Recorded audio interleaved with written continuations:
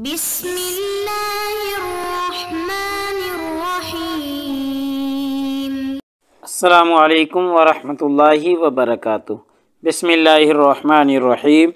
عزیز طلباء اکرام، اسلامیات کے مضمون تاریخ اسلام کا آج ہمارا سبق نمبر 71 ہے، جس کا عنوان ہے صلیبی جنگوں کے نتائج و اثرات۔ تو نیا سبق شروع کرنے سے پہلے ہم گزشتہ سبق کا خلاصہ دیکھتے ہیں۔ پچھلے سبق میں ہم نے صلیبی جنگوں کے اہم واقعات پر گفتگو کی تھی۔ آخری دو اسباق ہمارے اسی موضوع پر ہوئے تھے کہ صلیبی جنگوں کے اہم واقعات کون سے ہیں۔ تو اہم واقعات میں ہم نے پچھلے سبق میں حطین کا معرکہ پڑھا تھا، بیت المقدس کی فتح جو صلاح الدین ایوبی نے کی تھی اور صلیبیوں کو بیت المقدس سے باہر نکالا تھا۔ ایسے ہی تیسری صلیبی جنگ سے لے کر 9ویں صلیبی جنگ تک ہم نے گفتگو کی تھی اور مختصر ہر صلیبی جنگ کے حوالے سے ہم بیان کر چکے ہیں۔ تو آج کے اس سبق میں انشاءاللہ ہم صلیبی جنگوں کے نتائج و اثرات پر گفتگو کریں گے کہ جب صلیبی جنگیں ختم ہو گئیں تو اس کے کیا اثرات ہوئے، کیا نتائج نکلے۔ تو ایک نتیجہ عام تباہی کا تھا، ایسے ہی بیت المقدس پر اسلامی قبضہ ہوا، یہ نتیجہ نکلا۔ ایسے ہی مسلمانوں کے خلاف نفرت اور اناد کا جذبہ صلیبیوں میں اور عیسائیوں میں موجود رہا۔ ایسے ہی اصلاح کلیسا کا احساس ہوا اور یورپ پر اسلامی اثرات پیدا ہونے شروع ہو گئے۔ ایسے ہی صلیبیوں کی مکمل شکست ہو گئی۔ یہ کچھ عام اثرات اور نتائج ہیں صلیبی جنگوں کے، تو انشاءاللہ آج ان کی تفصیلات ہم بیان کریں گے۔ تو سب سے پہلا اثر عام تباہی، یعنی یہ جنگیں تقریباً 2 صدیاں مسلمانوں اور عیسائیوں کے درمیان میں ہوتی رہیں۔ اتنا لمبا عرصہ یہ جنگیں چلتی رہیں اور مسلسل چلتی رہیں، تو ان کی وجہ سے تباہی بہت زیادہ ہوئی۔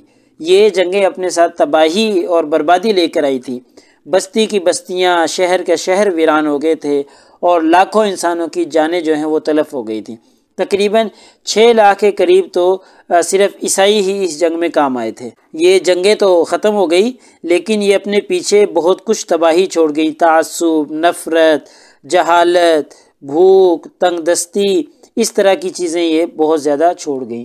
تو عام تباہی ان جنگوں کا ایک نتیجہ اور ایک اثر رہا ہے۔ ان جنگوں کا یہ نتیجہ ہے کہ یورپ میں ان جنگوں کے بعد بہت زیادہ معاشی تنگی آ گئی۔ پورا یورپ جو ہے وہ معاشی تنگی کا شکار ہو گیا تھا۔ تو عام تباہی اس کا ایک عام اثر ہے۔ ایسے ہی ایک اثر اس کا بیت المقدس پر اسلامی قبضہ بھی ہے۔ عیسائیوں نے یہ جنگیں اس لیے لڑی تھیں اور مسلمانوں سے ٹکر اس لیے لی تھی تاکہ وہ فلسطین کی زمین کو اپنے قبضے میں کر سکیں، تاکہ وہ بیت المقدس کو حاصل کر سکیں اور مسلمانوں کا قبضہ وہاں سے ہٹا سکیں۔ لیکن لاکھوں فوجیوں کو مروانے کے بعد بھی وہ اپنا یہ عزم، اپنا یہ ارادہ پورا نہ کر سکے اور بدستور مسلمانوں کا ہی بیت المقدس پر قبضہ رہا۔ اور صرف بیت المقدس پر ہی کیا، شام کا تو وہ ایک چھوٹا سا حصہ، 1 انچ زمین بھی وہ اپنے قبضے میں نہیں کر سکے۔ تو ایک اثر اس کا یہی ہوا کہ بیت المقدس پر اسلامی قبضہ بدستور قائم رہا، جیسے حضرت عمر رضی اللہ تعالیٰ عنہ کے زمانے کے بعد سے چلا آ رہا تھا، ویسے ہی مسلمانوں کا اس پر قبضہ رہا۔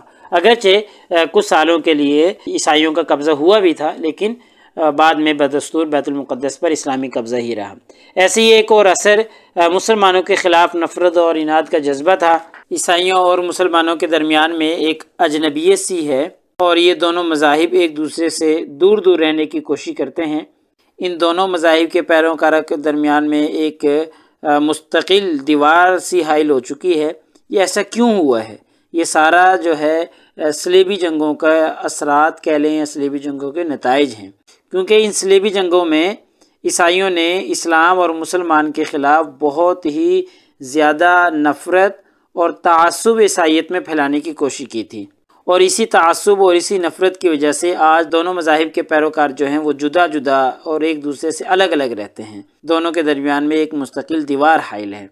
ہم دیکھتے ہیں کہ جدید یورپ اور اس کے جو عیسائی باشندے ہیں وہ انسانیت کی تکریم کا دعویٰ کرتے ہیں، انسان دوستی کا دعویٰ کرتے ہیں اور روشن خیالی کا دعویٰ کرتے ہیں، لیکن مسلمانوں کے حق میں انہوں نے کبھی بھی اپنے دل میں نرم گوشہ پیدا نہیں کیا۔ اس کی کیا وجہ ہے؟ اس کی یہی وجہ ہے کہ صلیبی جنگوں کے دوران عیسائیوں کے دلوں میں مسلمانوں کے بارے میں اتنی نفرت، اتنا تعصب بھر دیا گیا تھا کہ اس کے اثرات آج بھی محسوس کیے جا رہے ہیں۔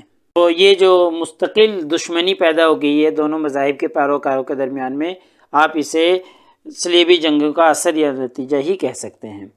ایسے ہی ایک اور اثر اصلاح کلیسا کا احساس، یہ صلیبی جنگوں کا اثر رہا ہے۔ تو جب صلیبی جنگیں ہو رہی تھی اس وقت عیسائی معاشرہ جو ہے وہ بہت ہی زیادہ بے راہ روی کا اور اخلاقی تنزل کا شکار ہو چکا تھا، اور اصلاحی معاشرہ ہی نہیں بلکہ اہل کلیسا اور پوپ جیسے مذہبی جو رہنما تھے بڑے بڑے، وہ دنیا داری میں پڑ گئے تھے، ہوس پرستی میں مبتلا ہو گئے تھے، دولت جمع کرنے کے چکروں میں پڑ گئے تھے۔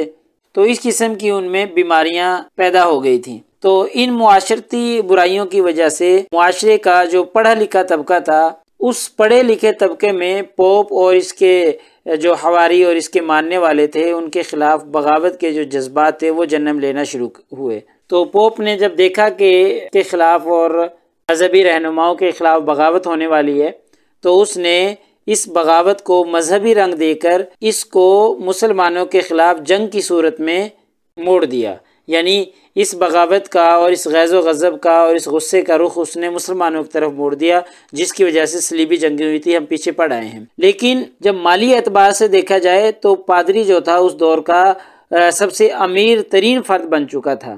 جب صلیبی جنگیں ہو رہی تھی تو اس وقت بہت سے امراء نے اور بہت سے حکمرانوں نے اپنی جاگیریں، اپنی ریاستیں تک بیچ ڈالی تھیں، اور ان میں سے اکثر و بیشتر پادریوں نے ہی خریدی تھی۔ اس سے پتہ چلتا ہے کہ اس وقت کا جو پادری تھا وہ کتنا مالدار تھا۔ اور جب یہ جنگیں ختم ہوئی تو پھر عوام الناس نے اور جو پڑھا لکھا طبقہ تھا اس نے سکھ کا سانس لیا، تو پھر ان کو احساس ہوا کہ یہ پوپ ہی ساری برائیوں کو جنم دے رہا ہے، اور اس کی وجہ سے پھر اصلاح کلیسا وغیرہ کی جو تحریکیں ہیں اور مختلف فرقے جو ہیں وہ پیدا ہو گئی عیسائیت میں۔ تو یہ مختلف فرقے اور اصلاح کلیسا جیسی چیزیں جو ہیں یہ صلیبی جنگوں کا ہی اثر ہے۔ ایسے ہی ایک اور صلیبی جنگوں کا اثر یورپ پر اسلامی اثرات ہیں کہ یورپ نے یہ جو جنگیں لڑی ہیں مسلمانوں سے، صلیبی جنگیں جنہیں کہا جاتا ہے، اس کی وجہ سے یورپ نے مسلمانوں سے اور اسلامی دنیا سے بہت کچھ سیکھا ہے، کیونکہ اس دور کا جو پوپ تھا، اس دور کے جو مذہبی دنیا تھی یا عیسائیت تھی، وہ علوم و فنون، تہذیب و تمدن سے تو بالکل عاری تھے، اور ان معاملات میں ان کی جو حیثیت تھی تو وہ تو بالکل ایک چھوٹے بچے یا بالکل ایک مبتدی کی حیثیت کی طرح تھی۔ ان کو تو یہ تک پتہ نہیں تھا کہ ہم نے اپنے مذہبی لوگوں کے سے لوٹ مار نہیں کرنی، ان کی قتل و غارت نہیں کرنی، ان کے اوپر ظلم نہیں کرنا۔ صلیبی جنگوں کے دوران جب یہ ایشیا کوچک کی طرف سفر کر رہے تھے تو درمیان میں ہنگری اور دوسرے جو عیسائیوں کی بستیاں تھیں، شہر تھے، ان کو تہو بالا کر دیا تھا، ان کو لوٹ لیا تھا اور وہاں کے لوگوں کو قتل کر دیا تھا۔ اب اتنی بھی سمجھ بوجھ نہیں، اتنی بھی عقل اور تہذیب و تمدن نہیں کہ اپنے ہی لوگوں کو ہم قتل نہ کریں۔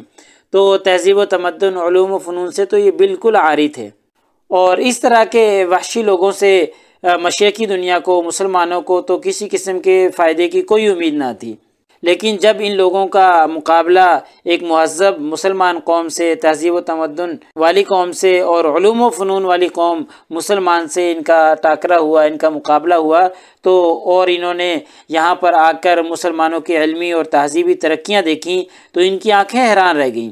تو پھر یہ تہذیب و تمدن سے آشنا ہوئے اور ان کی ذہنی کیفیت میں جو انقلاب تھا وہ پیدا ہوا، اور علوم کی احیاء کی ایک کوشش ان کے دل میں پیدا ہوئی۔ اس وقت کی عیسائی دنیا کا تو یہ حال تھا تہذیب و تمدن کا کہ ان کے ہاں تو غسل خانے کا رواج بھی نہیں تھا۔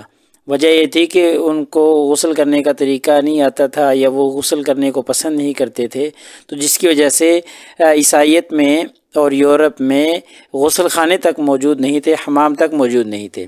لیکن جب ان کا تعلق مسلمانوں سے ہوا ان صلیبی جنگوں میں، تو یہاں انہوں نے مسلمانوں کے صاف ستھرے بدن، صاف ستھرا لباس، خوبصورت رہائش، اور یہاں پر حجام اور ایسے ہی حمام وغیرہ دیکھے، تو پھر جب وہ دوبارہ یورپ گئے تو یورپ میں جا کر انہوں نے حماموں کو رواج دیا، اور یہاں جو چیزیں انہوں نے صفائی ستھرائی کے حوالے سے سیکھی تھیں ان ساری چیزوں کو وہاں رواج دیا۔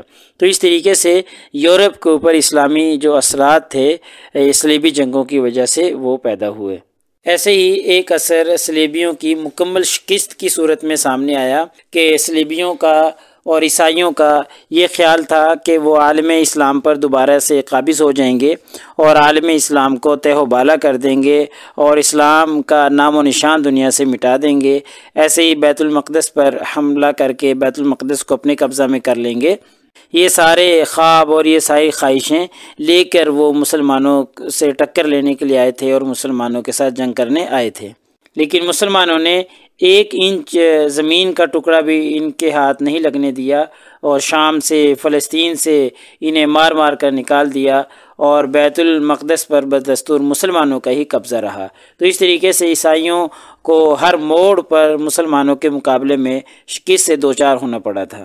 اور آخری اور 9ویں صلیبی جنگ جو ہوئی ہے اس میں جو عیسائیوں کے تھکے ماندے اور شکست خوردہ فوجی تھے وہ اپنے اپنے ملکوں کو اپنے اپنے شہروں کو واپس لوٹ گئے، اور ان طویل جنگوں سے عیسائیوں کو کچھ حاصل نہ ہوا، صرف ان کو مایوسی اور تباہی، یہ 2 چیزیں حاصل ہوئی تھی، اور ایک خوف مسلمانوں کا مقابلہ کرنے کا ان کے دلوں میں بیٹھ گیا تھا۔ تو بس یہ 2-3 چیزیں ان کو حاصل ہوئی تھی، اس کے علاوہ ان کو کچھ حاصل نہ ہو سکا تھا۔ تو ان کی مکمل شکست جو ہے وہ صلیبی جنگوں کی صورت میں سامنے آئی۔ تو صلیبی جنگوں کا ایک اثر مکمل شکست بھی ہے کہ عیسائیوں کی مکمل شکست ہوئی۔